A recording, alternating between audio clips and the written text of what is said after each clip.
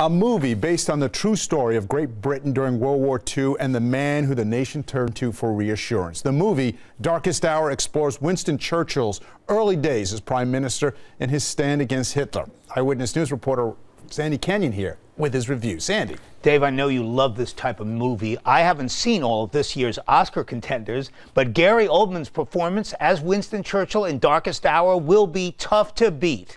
The movie takes place during a month in 1940 when Nazi Germany was on the march and England faced defeat at the hands of Hitler.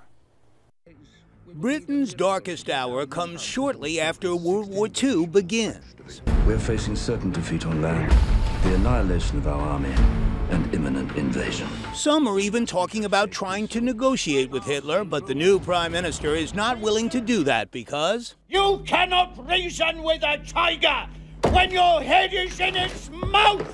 In real life, the star looks nothing like Sir Winston Churchill, and yet Gary Oldman makes you forget anyone else who's ever played him.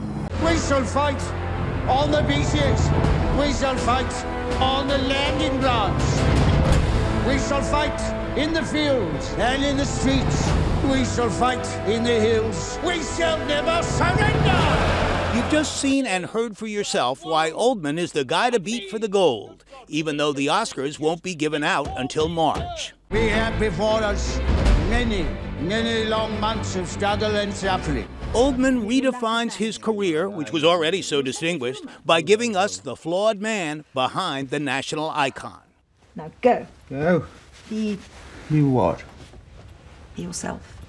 Kristen Scott Thomas plays his wife, Lily James from TV's Downton Abbey, Churchill's assistant. But the man of the hour is plenty reason enough to see this new movie. You have the full weight of the world on your shoulders. Are you not afraid? Most terribly. Trust me, he should start preparing that Oscar acceptance speech right now.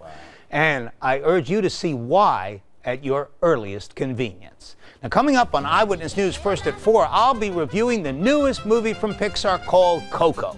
A boy from Mexico called Miguel wants to be a musician, but his family disapproves, and from this simple beginning comes an elaborate tale and a celebration of Mexican culture. The warmth of the story and the lush visuals have critics singing its praises. Do I agree? Hey, find out at 4. Coco is from Disney Pixar, owned by the same parent company as ABC7. Dave, Shirlene, and Bill. It's great to see we're getting some good selections out there. Yes, right? it's the season where the good movies are coming. Now, on Darkest Hour, I hesitate to say this because I know some of you don't like documentaries, but this is like watching real life. It's that good. Wow. The transformation. You know, you're right. I do love that kind of movie. Thank you, Sandy.